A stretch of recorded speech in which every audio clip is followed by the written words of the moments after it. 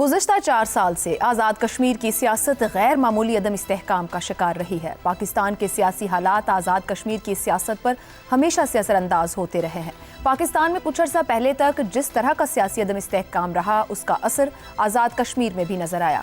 1985 کے بعد قریباً ہر انتخاب میں وہی جماعت اقتدار میں آئی جو اسلام آباد میں حکمران تھی۔ اب صرف 4 برس کے عرصے میں 3 وزرائے اعظم فارغ ہو چکے۔ انوار الحق جو تحریک انصاف کے اندر فارورڈ بلاک بنا کر وزارت عظمیٰ تک پہنچے تھے، مسلم لیگ نون اور پیپلز پارٹی کی حمایت سے محروم ہو چکے ہیں۔ آزاد کشمیر اسمبلی جس کے کل ارکان 54 ہیں، اس میں اب پیپلز پارٹی اکثریت حاصل کرنے میں کامیاب ہو چکی ہے اور اپنی حکومت کے قیام کے لیے سرگرم ہے۔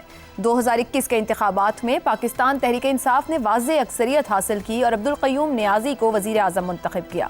تاہم کچھ ہی عرصے کے بعد انہیں پارٹی کے اندرونی اختلافات کے باعث اس عہدے سے ہٹا دیا گیا اور سردار تنویر الیاس کو وزارت عظمیٰ سونپی گئی۔ تنویر الیاس کو عدالتی فیصلے کے تحت توہین عدالت کے الزام میں نااہل قرار دیا گیا تو ان کی جگہ انوار الحق نے تحریک انصاف کے منحرف ارکان کی مدد سے اقتدار کو سنبھالا۔ اسی خلا نے عوامی ایکشن کمیٹی جیسی تحریک کو جنم دیا جو زیادہ تر نوجوانوں پر مشتمل ہے۔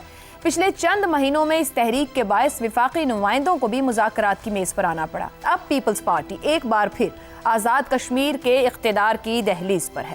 سوال یہ ہے کہ پیپلز پارٹی آزاد کشمیر کے انتخابات سے چند ماہ پہلے حکومت کیوں بنانا چاہتی ہے؟ کچھ تجزیہ کاروں کے مطابق پارٹی آزاد کشمیر میں اپنی عوامی مقبولیت بحال کرنے، عوامی ایکشن کمیٹی سے کیے گئے وعدے پورے کرنے اور وفاقی سطح پر اپنی سیاسی ساکھ مضبوط کرنے کے لیے اقتدار میں آنا چاہتی ہے۔ عوامی ایکشن کمیٹی کے ساتھ کیے گئے وعدے پورے کرنا ایک بڑا چیلنج ہوگا کیونکہ وفاقی امداد کے بغیر ان وعدوں کو عملی جامہ پہنانا قریباً ناممکن ہے۔ آزاد کشمیر کے سیاسی منظرنامے میں تینوں جماعتیں پیپلز پارٹی، مسلم لیگ نون اور تحریک انصاف کو چیلنجز کا سامنا ہے۔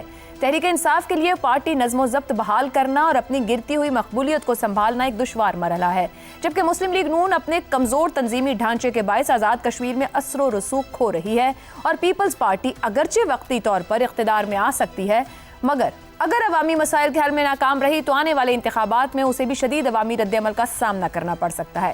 یوں آزاد کشمیر کی سیاست اس وقت ایک ایسے موڑ پر کھڑی ہے جہاں اقتدار کی تبدیلی مسلسل ہو رہی ہے، مگر سیاسی استحکام اور عوامی مسائل کا حل ایک بڑا چیلنج بنا ہوا ہے۔